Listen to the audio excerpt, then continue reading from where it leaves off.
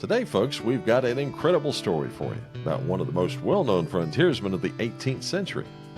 We're talking about Henry Skaggs, one of the famed Kentucky Longhunters.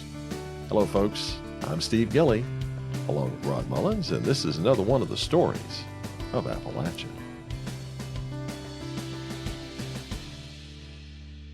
Well, Steve, you kind of got my appetite whet here when you say Skaggs, because I immediately start thinking of a country music bluegrass star by the name of Ricky Skaggs.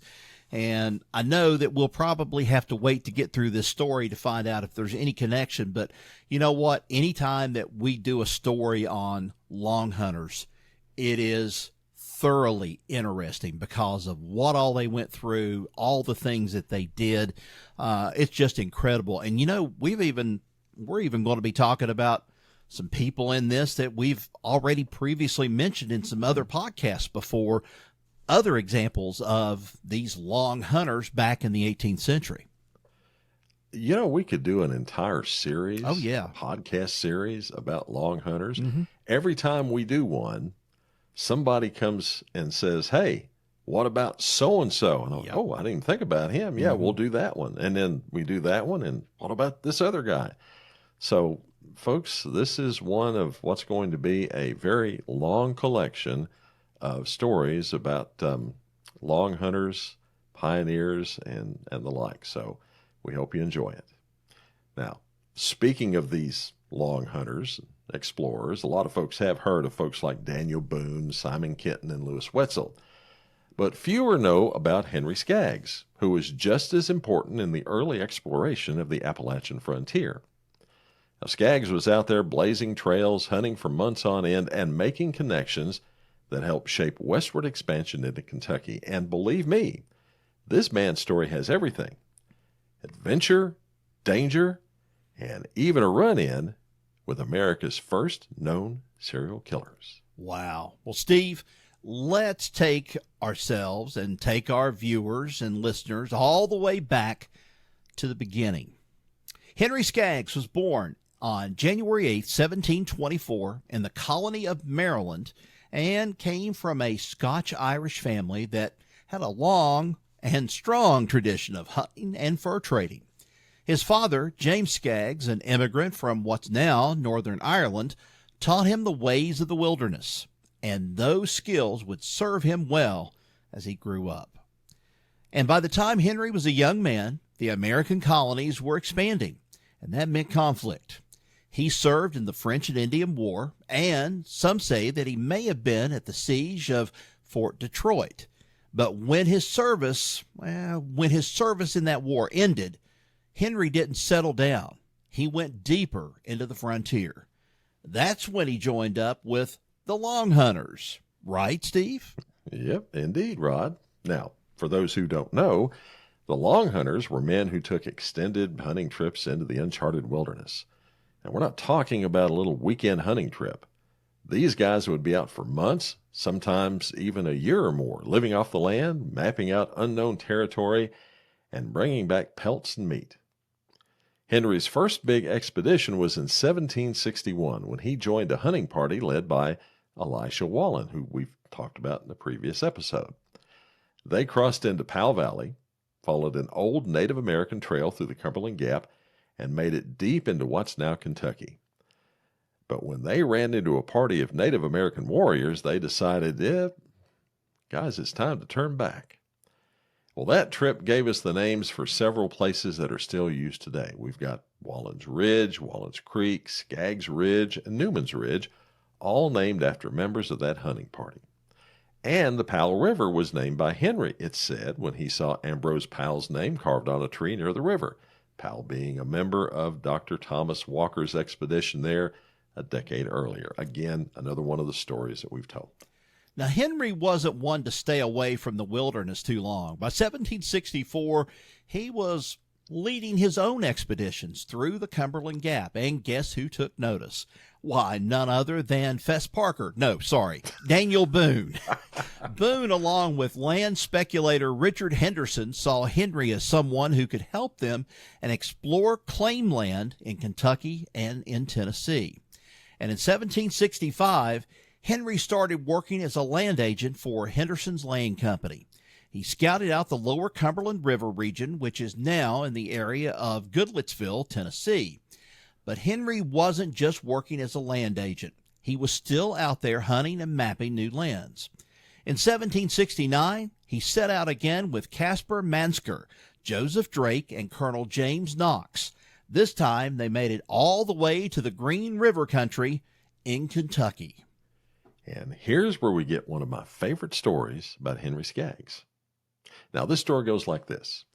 The group was out hunting near Big Barren River when they heard something strange coming from the woods.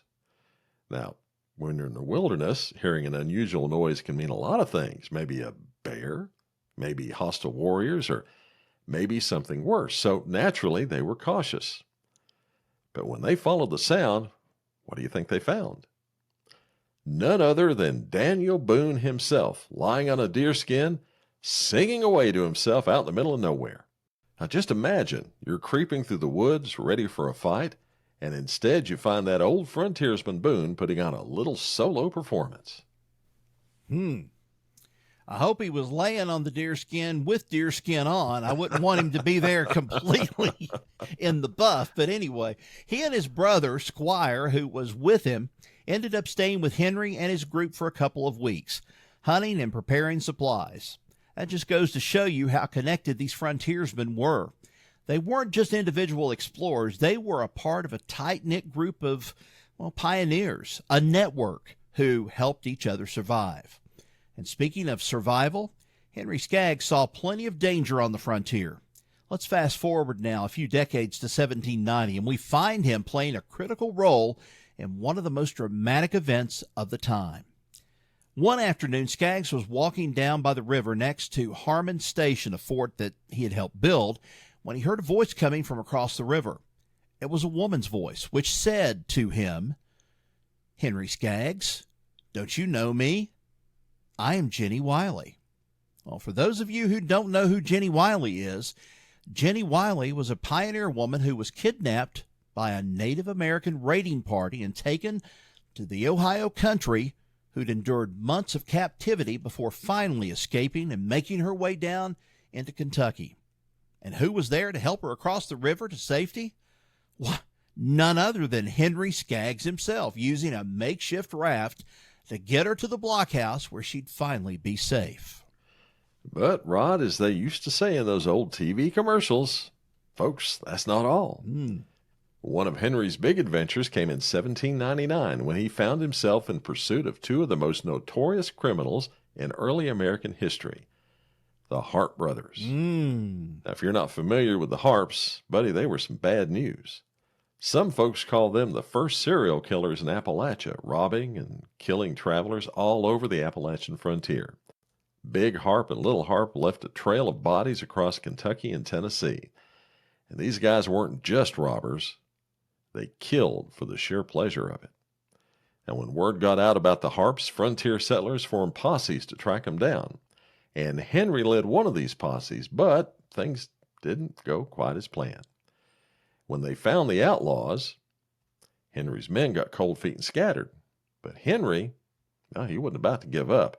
He came to the cabin of a man named Daniel Trabue, an old Indian fighter, who agreed to join Skaggs in the pursuit of the Harpes just as soon as his boy came back home from the neighbors with borrowed flour and beans. And then what happened? Well, the younger Trabue never returned. It turns out that the Harpes found Trabue first, relieving him of his food and brutally ending his life. The boy's blood-soaked dog returned to the cabin and led Skaggs and Daniel Trabue to the boy's body in a sinkhole. The two searched for the Harpes without success for several days. In the end, justice was served, though. Big Harpe was caught and beheaded. Little Harpe managed to escape but was later captured and hanged. But just imagine Henry Skaggs, in his 70s, still out there hunting down killers. And after all that, Henry finally settled down in Barren County, Kentucky. But his story doesn't end there, does it, Steve? It does not. Land grants in the military district of Kentucky, south of Green River, was restricted to grants for Revolutionary War veterans until 1796. But by 1798, when Barron County was officially organized from parts of Warren and Greene counties, Henry saw his chance. In July of 1801, he filed a claim in Barron County Court for 200 acres of land. While we don't have the original survey or the original deed, it's believed that this land was in what is now Hiceville, Kentucky, and that's likely where Henry lived out the rest of his days. On December 4th, 1810, he passed away of natural causes in Greene County, Kentucky. He was laid to rest in Henry Skaggs Cemetery, which today is part of Hiceville Park. And you know, Rod, even though Henry Skaggs himself might not be a household name, his legacy still echoes through history through his surname. And this is where you get to do a little bit of a reveal. Oh, yes. Yes, it does, because it turns out that country and bluegrass musician Ricky Skaggs, like you didn't already know, actually claims descent from Henry's younger brother, Peter. In his autobiography, Kentucky Traveler, Ricky Skaggs wrote about his ancestors, saying that Henry, Charles, and Richard Skaggs were the older brothers of my 8th great-grandfather, Peter Skaggs. Reading those words, I felt proud and humbled, too. My ancestors came out of old Virginia and migrated into the roots of my raising area that became Kentucky. They were noseying around, I should say. They were noseying around in these mountains in the 1760s, even before Daniel Boone. They were explorers, and they were instrumental in blazing the trail through Cumberland Gap and into the eastern part of Kentucky. They had a route they traveled on called Skaggs Trace, and it was used as much, if not more, than the Wilderness Trail. That is an amazing tidbit of history right Wow. there. Really tells you just how deeply rooted the Skaggs family was in the early settlement of Kentucky and Tennessee. But like many frontier families, they weren't just known for their hunting and exploring, were they?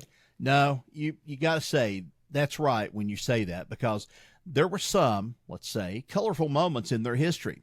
In 1781, Henry Skaggs found himself in a bit of legal trouble when he was charged with, oh, heaven forbid, adultery with a woman named Nancy Davis in Washington County, Virginia. He wasn't the only Skaggs in hot water either there, Steve. Aaron Skaggs was also charged with adultery, and another family member, James Skaggs, was accused of abandoning his wife to live with another woman between 1786 and 1791. Those were some rather joyful fellows there, from the sound of it, wasn't it? Oh, the shame, The shame, yes. Now, folks, we don't know how those cases played out, but it does show that, as I've said a lot of times before, the more things change, the more they stay the same. These early settlers had, Ron, I guess you call it baby mama drama, just like some folks do today. Wow. Never heard that phrase from you before, but now I know. So, oh gosh, what a story. I mean, I kind of had the link. I kind of had the linkage there between Henry Skaggs and Ricky Skaggs, but wow, into his 70s, he was chasing after the Harpes. Yeah. Wow. It says a lot about, and you think it's some people, we've seen pictures of Daniel Boone, and Daniel Boone looks pretty, elderly in some of those older pictures that's done of him. But, here's this, and in his 70s, and he's still spry and getting out there and doing his job, and then trying to hunt the Harpes down through all this. But what a story about a gentleman by the name of Henry Skaggs. I think they made him tougher back then. I think so too. Yeah, this is one of the stories I like to tell. I mean, these guys, they had, on one hand, they had nothing. They were just plain old folks. On the other hand, they had everything, because they had all the adventure of going out into new territory, finding new things, making something for themselves, and just having the adventure of a lifetime. Not a lot of folks can say that nowadays. Well, and I don't know, since doing this story, I think I've got a vision now it's going to be hard to wipe out of my head. And that's going to be the one of Daniel Boone lying there on the deerskin. And I picture him singing, "I Killed a Bear." And I don't know why I'll just not be able to get that out of my mind. I'm just hoping that history somewhere down the line I might be able to find he was clothed. I hope he was, for at least for goodness sakes, out in the wilderness like that. So, Well, he wasn't by himself. Okay. He was with his son. So, yeah, I'd say he had his clothes on. I'd Not- say not a so problem too. there. Out of that, now that you mention it, I would say that's probably a very good conclusion to that. So, Okay. And folks, that is the story of the famous long hunter Henry Skaggs, another one of the stories of Appalachia. Thanks for listening. Now, if you've not done so already, be sure to go to your favorite podcast app and subscribe to the Stories Podcast. Unless, of course, you're watching us on YouTube, in which case we ask you to give us a thumbs up, click that subscribe button, and leave us a comment down below. Till next we meet, y'all take care. So long, everybody. so long.